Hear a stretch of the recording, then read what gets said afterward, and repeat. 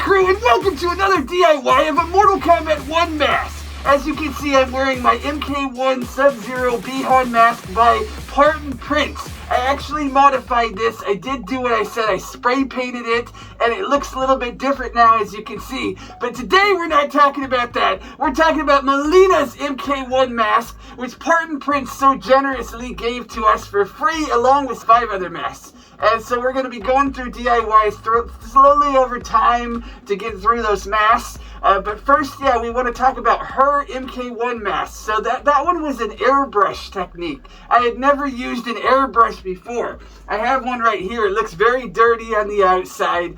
It clogs up a lot. You gotta clean it constantly. I know from the outside it looks like I probably don't do that, but I was cleaning it every time after use, after about 5 or 10 minutes. Now, I got a really cheap airbrush, so I think that's probably what was the major problem, and my compressor wasn't plugged in. It's like a battery-operated one, so it doesn't last very long. But I learned with airbrushing that, yeah, you have to constantly clean it out, otherwise you won't get enough out. So originally, I had mixed kind of a pinkish red with this purple right here, and they produced a pretty good color, but I wasn't seeing enough pink or purple out of the mask. I wanted a little bit more from them. So then I went to the opposite spectrum after I ran out of that color, and I ended up with a very purple looking mask. And I thought, this looks less good than Parton Prints' original print, because as you can see when you look at the original purple, it looks like a fantastic purple.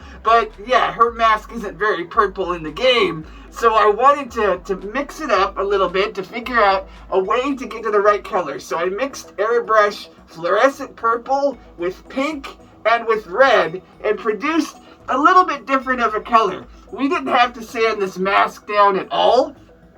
Just like this mask, as you can see, I'm wearing it without a balaclava, so you guys can see it doesn't actually go all the way down to my chin. So that's why you're going to need a balaclava for this mask, as well for the Mileena mask, because it's on the smaller side. So yeah, you're going to need to, when you get an airbrush, you need to get an airbrush cleaner, clean it out constantly, and you're going to need to get a bunch of different airbrush materials. I think you have to use like an acrylic medium.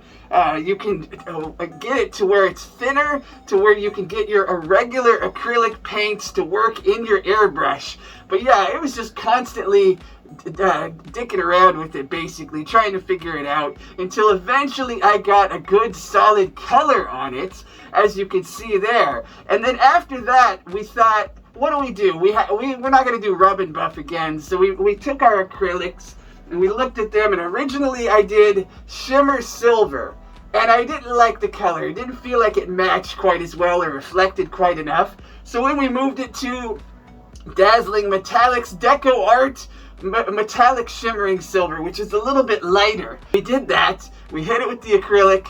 After that, we sealed it with Mr. Super Clear Glossy for a couple coats. I think about 3. Originally I tried matte, but I wasn't liking how much matte dropped it down for the metallic side. For the fabric that we're trying to maintain, kind of looking like fabric, that looked a little bit better, but the metallic side completely got lost when it was matte. So that's why I did a glossy sealant for the acrylic, because it seemed like it would work a lot better. This mask is around $30. Let me go ahead and show you, now that we got a strap on, what it looks like. Here it is in all of its glory. Yeah, it's not perfect. I know. I was running out of colors to work with. I couldn't quite get the right mix that I wanted, but it was very easy to put on the acrylic silver. I want to say that much. Let's put this on, by the way, because why did I do this? Well, we're going to give this away at some point in time, but before that, Scorpion still owes me wearing this for losing our fight ages ago. Well, you just lost. Yeah, you're mine. I can't say. You know what that means, right?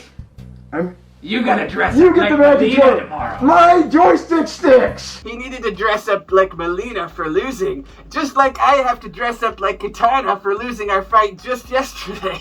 Oh, well, spoilers. Sorry, but yeah, this is the mask, so I'll put it on so you guys can see. It's actually more comfortable than the other one, quite a bit more comfortable than the other one. Breathability is very easy. The same issue, it's not a very large, so you're going to need a balaclava for underneath. The fit is actually great on this. I don't know what size it is. I think it's a medium size right now. But yeah, you can get these on PartonPrints.com, on his Etsy shop. Check out his social media. He's always releasing new stuff. Lots of Mortal Kombat 1 masks here. Around $25 with like $5 shipping for the smallest size, 30 plus 5 for the medium size, and then another 5 for the largest.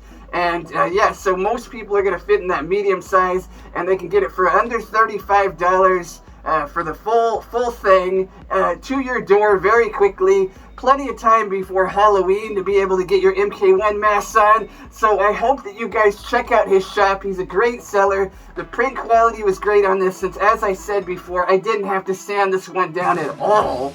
And I love the original color it came in. So for someone who wants the purple aesthetic more, they could literally just take this one with the filament and then just add a silver to it and be done. And that's it.